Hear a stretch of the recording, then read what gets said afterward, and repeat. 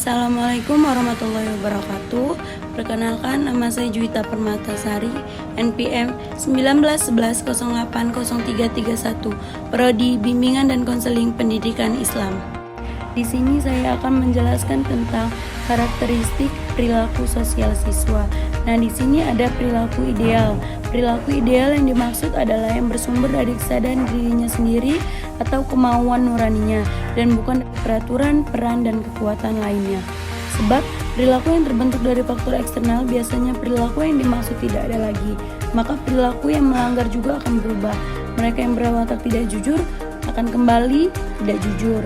Mereka tidak adil akan kembali tidak adil, dan seterusnya. Perilaku positif inilah yang diharapkan oleh para guru dan pihak yang berkait, juga sesuai dengan tujuan pendidikan nasional pada khususnya. Dan pembangunan pada umumnya adalah ingin menciptakan manusia seutuhnya.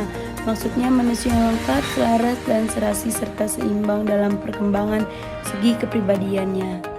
Perilaku ideal adalah perilaku yang konsisten dalam cara berperilaku seseorang. Ini sesuai dengan standar sosial serta berpikir dan berperilaku serupa dengan mayoritas, dan dengan demikian secara umum dipandang baik dalam konteks ini.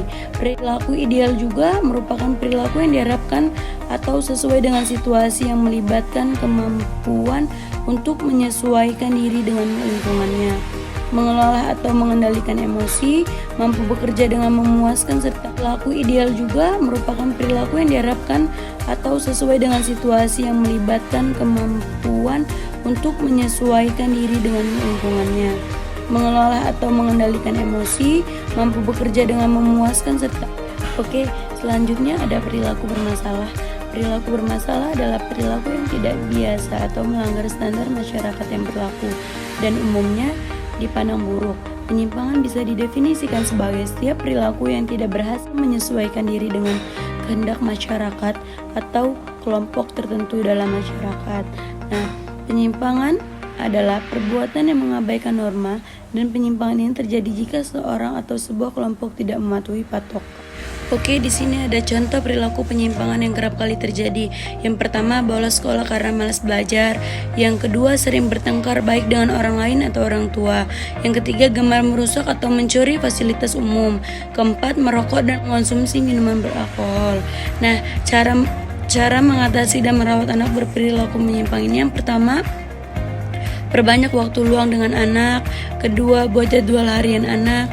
Ketiga, jalin komunikasi dengan guru sekolahnya. Selanjutnya ada studi kasus. Menurut Merriam dan Tisdale mendefinisikan studi kasus sebagai deskripsi dan analisis mendalam dari banded system.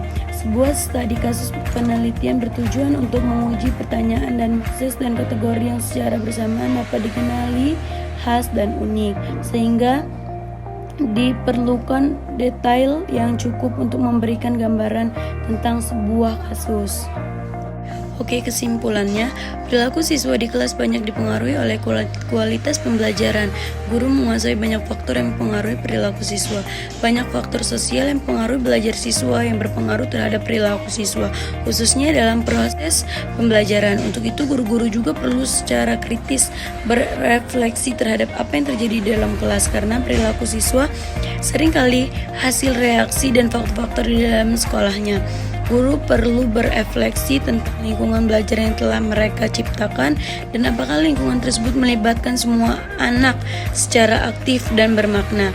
Banyak faktor yang mempengaruhi perilaku individu, baik bersumber dari dalam dirinya maupun dari luar dirinya. Faktor internal berperoleh dari hasil keturunan, dan faktor eksternal merupakan segala hal yang diterima individu dari lingkungannya.